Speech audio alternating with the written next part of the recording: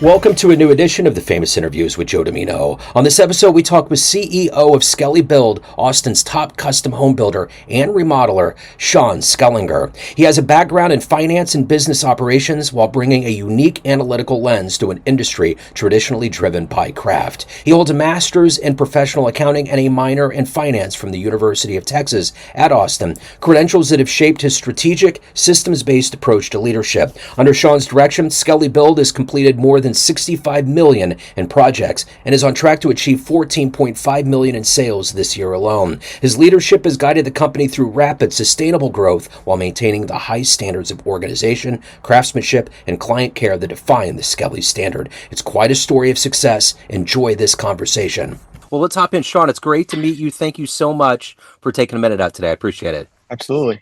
So let's begin our journey into your work by asking this. 6 years ago, this pandemic changed the world, changed so much about what we did. How did you get through that era, and how has it changed the way that you approach work and life today? 6 years ago, we were a very, very small company. It was probably 5 or 6 of us. And at the time, we maybe had 4 or 5 jobs going at one time. We had just had a kid too. May 8th, we had our first child. So we were dealing with COVID, we were dealing with a newborn, the fear of, mom being pregnant when it hit, and then having the newborn, and the effects of COVID on the newborn was very scary. Plus, on top of that, trying to run this business, make sure, a lot of our clients can be older, right? They're doing a large renovation. And so what was the uncertainty of the virus on our clients? And so even though we're in Texas and Texas was pretty much open, we definitely had to take serious precautions into how we performed construction. And so that was about working, a lot of our clients got apartments, they moved out, so there wasn't any interaction. We only worked during certain times of the day if they were at work, and then we'd leave and clean up before they went home. And so from an actual executing the jobs, we had to do a little bit of modifications in order to push the project forward, because they wanted us out of their house. Like every renovation or new build, they want to have their own home and they want it to be pretty. So they didn't want to stop, but we had to kind of modify how we actually executed the construction job, because construction is made by hand, and so we don't produce anything through a machine, right? It's all hand crafted. This is all custom renovation, high end, and so we still had to have people there. We couldn't outsource a lot of the work because it has to be done in hand, and it's so custom. Another big issue we ran into is supply chain. Everyone knows the supply chain went crazy, and so we've looked at that as really a main area to focus on since then. And so we actually have dedicated material managers who order our materials for our job. I mean, if you think of a renovation, there's thousands of materials, and our jobs we want to do them as quickly as possible. So we have somebody who's dedicated to those materials now. Before, we did not. And so before, it was order the materials, get the timeline. That doesn't work for the timeline. Find another material, and it was the same person executing the job on the site as well as ordering the materials, and they were really busy. They had their own issues they were worried about on site, and so we kind of created our own role in-house that specifically orders those materials. So that's really one big takeaway from COVID that helped improve our company, because now today the supply chains are fine for what we order, yet we still have that role because that role actually speeds up our jobs. And so that was one way that we really took an initiative to see the pandemic and make improvements to our business. Outside of that, we have always been flexible with work-life balance. We think that's important. Construction is really hard. It's always been really hard. It continues to be really hard. We're dealing with lots of someone's money, typically cash. And so there is a emotional element to construction. They want it to be perfect, and we want it to be perfect for them. They want it to be on time, and we want it to be on time. But it doesn't always work like that. And so we do unique things for our people. Like we have yoga memberships. It's really a spa membership that has yoga, and they can get massages and float baths. And it's something that is different from a construction standpoint, but really important because we need their mental health to be in good shape. We also have a nutritionist that comes in and works with the company and anybody who wants to work with them on their nutrition and their health to better themselves. That's something that came out of COVID because obviously a lot of people got sick and started focusing on health. And so those are kind of a few components of our company that we took out of COVID that now are still ingrained in our company. So did your sales spike during this time? Did you have a huge spike in Yeah, customers? we've had a huge spike, but we have not slowed down. So Okay. we have been, yes. So at the time when COVID hit, we had, like I said, not very many people. We did have the COVID spike. People wanted to renovate their homes. They wanted to do. Uh, Austin in general has just been very pro having kids in the last, family growth, and so we've been doing a lot of additions for people. We've been doing a lot of obviously outdoor was a big focus during COVID because people wanted to be outside. Yeah. Um, and so since 2020, we've gone from at the time we were probably 4 or 5 million in revenue. Now we're up to 15. So it's just been kind Okay. of skyrocketing. We now have 50 people on staff. So it's just been kind of an upward trajectory. But it did start with COVID. Okay. Because I know a lot of people have kind of plateaued and they're trying to deal with that. So I didn't know if that might have been, but obviously it's growing. We have not, it's different for us because I mentioned earlier, we have a material manager. That's Yeah. very odd for a construction company. Usually they have one person who sells the job, runs the job, manages materials for the job, does the warranty for the job. We have a sales team that does the sales and pre-construction. They pass it along to the material manager who does the material acquisitions. They pass it along to the project manager who actually execute the job. Then we have a warranty department. We have in-house subs. So we have a much different model. And so the reason why I bring that up is because we have a sales team who's constantly selling. And most construction companies, that one person that sold that job gets busy with all their other tasks. Yeah. And so they lose sight of the sales, and then sales dry up and they're like, oh, shoot, I need to go sell. Yeah. And so we're constantly selling. And so that's why our pipeline continues to be strong and has continued to be strong. So if I put you in front of a bunch of 12-year-olds at career day to school, and one of the kids wanted to know what you do for a living, what you do Sure. on a daily basis, how do you answer that child? So I tell everybody that our core purpose is caring for people and their homes. And so that's only in custom construction. Yeah. So everything we do is custom. Every bathroom we do, every kitchen we do, it's custom to that person, that personality. And we don't even design it. We just execute it. We have outside designers and architects we work with. We are just purely the construction leg of the three-pronged stool that takes to do a job successfully. So what did you want to be when you were 12 years old? When you were in that position at career day and you had someone up in front of you, what was your dream? What did you want to do? I've always wanted to be an entrepreneur, didn't know where. Yeah. Um, Went to school, was an accountant. Like my grandfather was a CPA. My dad was a physician. He pushed me out of medicine. And he thought being a CPA would open the doors for anything. And I agreed. So I did the CPA track and never worked in accounting and worked in finance and real estate and then construction for the last nearly 10 years. So are you originally from Austin? I'm from Houston. Okay, you're from Houston. So what were the early seeds that were planted beyond what you saw from family members around you? What were some seeds that were planted that have allowed you to have this vision to be an entrepreneur? That's a different breed when you're in that realm. Yeah. What was Yeah. planted? So my mother was a collegiate swimmer, and so she was really into working hard, being independent, pushing yourself. There is no off days. And then my father was a vascular surgeon under Dr. DeBecke, who's a world-renowned heart surgeon who did the first splint. He did the first open heart surgery in Houston. And so they are both very intense people that are very independent and very, I'm going to do it my way. And so I just grew up in a household of very serious, intense, independent people. And when you see that all day, every day, you kind of see that I'm not going to fit in corporate America. I'm not going to, I have a hard time with rules, and if I don't agree with something. And so I just inherently knew that my upbringing and my demeanor is not fit for working for somebody else. And I've known that for a long time. I played golf as a kid in high school, got a golf scholarship in college. Again, that's all pushing yourself. You don't rely on anybody else besides yourself, and that's just kind of how I've been. And so I knew that was a good personality type to be an entrepreneur.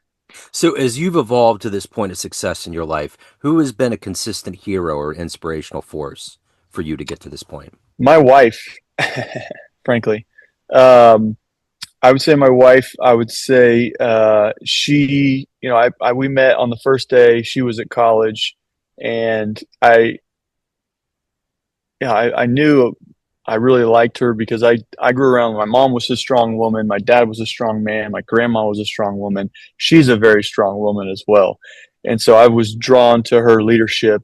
When she graduated from college, she took this job as an event planner, and she worked 60, 70 hours a week. She got paid nothing. She didn't see the sun. She ate at her desk. Just a different mentality than today. And so she was the youngest at her firm, and they had this big highway open up in Austin. And she was just number 4 on the team who was there. And event is very much like construction. There's 1,000 things that have to happen, right? Yeah. To have the job run well. Construction is just a year. This is in like 4 hours. And so it's very intense, high pressure, high situation. And so I went to the event with her just to support. And I showed up before with her. And I mean, it was problem after problem, like normal, nothing unique, but just normal situation, normal problems. And she took charge of that meeting at 22, 23, and she was telling everybody what to do and who to call and solving solutions. And I was like, what, that is amazing. You don't see that. You don't get to see that when you're in college until you step out into maybe you lead an organization or you work during college. And this was her case, and I could see that. And so I really thought that was very inspiring because that's who I want to be and who I was going to be. Yeah. And so she's been a big role. We've been a big role in pushing each other forward since then. So, in the world of entrepreneurship, if you could sit down, have a lunch with one entrepreneur, hang out with them, who would you love to meet that might help you on your journey? Yeah, so I've said John Paul DeJorio in the past. He's an Austin guy. He's obviously done he's done many successful businesses in different industries, and so he's really he's an entrepreneur, but he's also a successful business individual. So he would be somebody I'd love to sit down with and talk about. How do you do that? It's really hard to do it one time. How do you do it multiple times and at the same time, right? I mean, that's a talent in itself. Yeah. So, what is it? How do you view work-life balance? You touched on it for a minute there. Yeah. There's a lot of people out there that kind of blow it out of the water, like it doesn't exist. But what is your philosophy on that? So yesterday we came back from Austin from a 21-day trip into Tulum, Mexico with myself, my wife, 4 kids. So we very much value work-life balance. Yeah. We do that by having a great team. I'm very into the who, not how method now that I've grown up. Before I thought, how am I going to do this? How am I going to do this? And in the last 5 years, it's been who can help me do this? Who can help me achieve these goals? How do I set up the company to where they understand the vision and the future and how we're going to get there, and then let them help us get there? And so work-life balance is a big deal for us. We have 4 kids. We eat breakfast with them every day. We eat dinner with them every day at the table. And to do that, you have to believe in work-life balance. So, what is the motivation when that alarm clock goes off in the morning? What gets you up? What gets you moving to obviously balance family and a lot going on in your professional world? What's that energy for you every day? So I get up every day at 4 a.m. and I go to the gym, and it's the gym. The gym just helps me get my mind right. It helps me understand what I'm focused on. It gets rid of all the jitters and the worry and the doubt and pressure and the stress, and it kind of just lets me refresh. And then I come home and it's with the kid time, and that's really what helps me kind of get ready for the day. So by the time 8 o'clock rolls around, I've been up for 4 hours. I've done a lot since then, and so I'm really ready to get to work. So when you think, when we get in our careers, we're just mired in what we're doing. But there's this word retirement that floats around and it exists out there. Kind of like in the Hollywood Hills, you see that sign. What do you think about when you think about retirement? Does that even anything that you're into? What do you think about? Yeah, I mean, I think when I think of retirement, I think of us not being involved in the day to day of the operation that we have. Um, so I don't really see in it as being turned off, and having nothing. I just see it as checking in, being at board meetings once a quarter, being at the annual meeting, planning the next year, um, and enjoying life, right? Having enough assets to do what we want, right? We're pretty simple. We like the gym. We like to travel. I like to play golf. And so if, we kind of have this plan to where in the next, I think it's by 2038, we'll have the plan set up to we can do this, right? And we've always done better at planning and working to now to achieve that. And so Diane and I have actually done that exercise with what we need to get to that point. We've tied our businesses in and how they can help us achieve those goals. Because ultimately, what are these businesses about? I mean, they're obviously about solving a service, but if it's not creating what you want to create, what's the stress and worry and headache and problems and people, and what is that? Why do we do that? And so we believe like it's an engine to help us get to where we're going. So if you had a dream tonight and ran into that version of you getting your CPA license, you're going to go into accounting and you walked up and had a book in your hands and it was the book of your life so far and you handed it over, would that young version of you believe that your life has turned out this way? Yeah, for sure. Yeah. Would you Yeah. give any advice? Oh yeah, I'll give any advice to anybody, always, for sure. Yeah. Um, One of the greatest things that has helped us is, we're really big into the entrepreneurial operating system, EOS. Hmm. Gino Wickman kind of is one of the people behind it, and it's just really helped the company get on the same page. Where are we going? How are we going to get there? How do we communicate to them? How do we set up the processes? How do we keep track through scorecards on how's everybody doing? It's just been so helpful.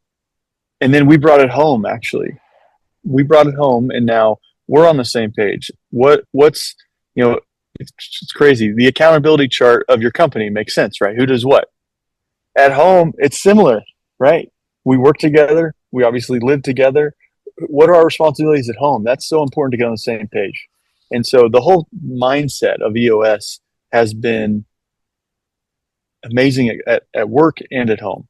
And so it's such a, I don't know, I want to say lame recommendation, but for anybody trying to do anything in terms of being an entrepreneur, running a business, EOS, or some type of framework like that, the Great Game of Business is another really good framework.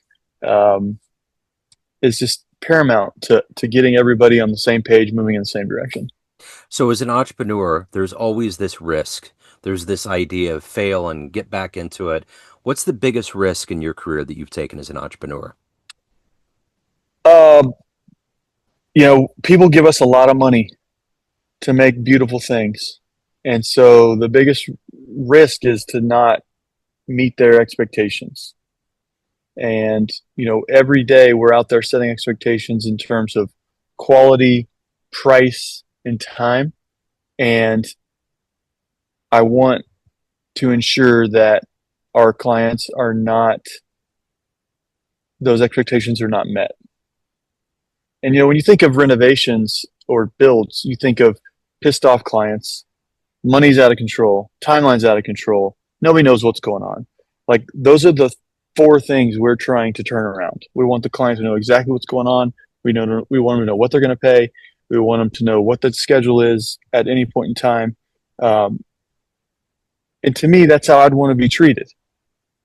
And so that's what we do in construction. So if you were to walk into a room of all of the clients that you've served throughout the years and you walk to a podium and you could tell them a fun story about your life that would humanize you a little bit, they would see you in a little different light. Maybe an adventure on this last trip that you were on for 21 days, first concert you went to, jumping out of an airplane, something that you've done that might be a fun story that you could tell that room. What would be a story you would tell that room?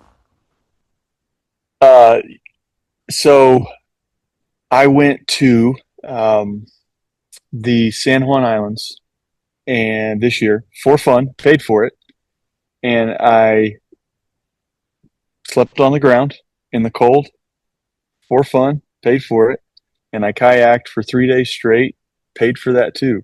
So to me, that's just a um, unique experience Yeah. that I did enjoy. I don't want to do it again, um, and it's a privilege to be able to do something like that. But me camping is just not my cup of tea. And again, I paid to sleep on the ground in the cold, in the wet, and do physical labor all day. So there you go. But, in this world of being connected with screens and all this technology, that had to be quite an experience to just completely strip all that away, to feel Yeah, nature, it you know? was. I just have my issue with that is that I've got four kids. They're 5 to 6 months. Yeah, Mom's trying to take care of them. yeah, And so it's really not about work. It's about just the fear of the family, something happening. I totally Mom's get it. not having a good time. That doesn't allow me to I get the disconnection. Yeah, But from that piece, it was a little bit more intense than I thought. I felt that a little bit more than I thought I would. yeah. So let me ask you this. Of everything that you've done in your life, everything you've accomplished and become, what are you the proudest of? Good Lord. The proudest of? Oh my gosh.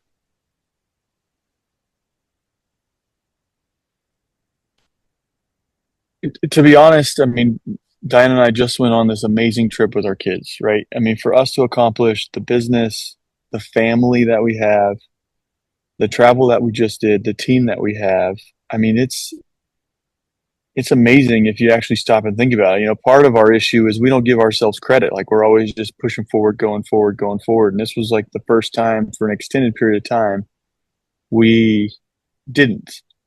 And it's really amazing to reflect what we've been able to create from literally nothing, you know, 15 years ago.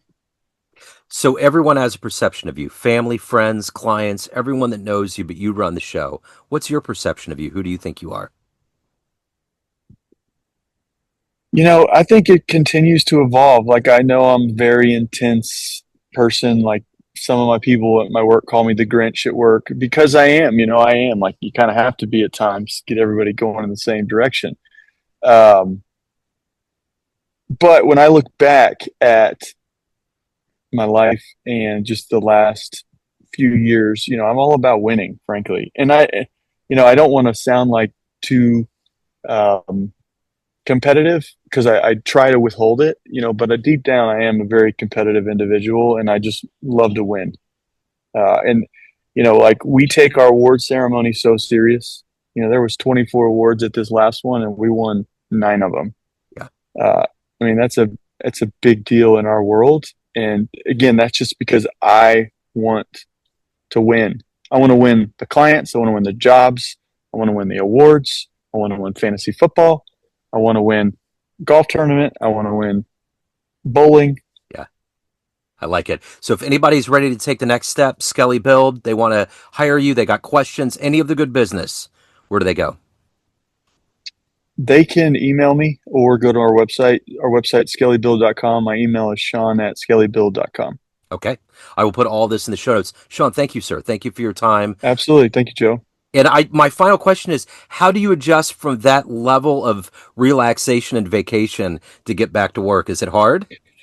So I would say the trip was about 3 days too long because about 3 days ago I was ready to come back, and Yeah. I got a little anxious and started to work. So I've kind of had these 3 days to roll into it. So I'm Yeah. ready to go. You're ready to get back at it. Sean, thank you, sir. Hey, Happy New Year. Thank you for your story, Absolutely. man. I appreciate it. Thanks, Best of Joe. luck. Absolutely. Thank Take you. care. Thanks for tuning into another famous interview with Joe Dimino, where we cover the world of art, literature, business, spirituality, music, and more from around the globe. Our esteemed theme music was composed and produced by the great E.E. Pointer of Kansas City's River Cow Orchestra. If you want to hear more interviews, visit the Famous Interviews with Joe Dimino channel on YouTube. You can also find us on Spotify and Apple Podcasts. Thanks again for listening, and until next time.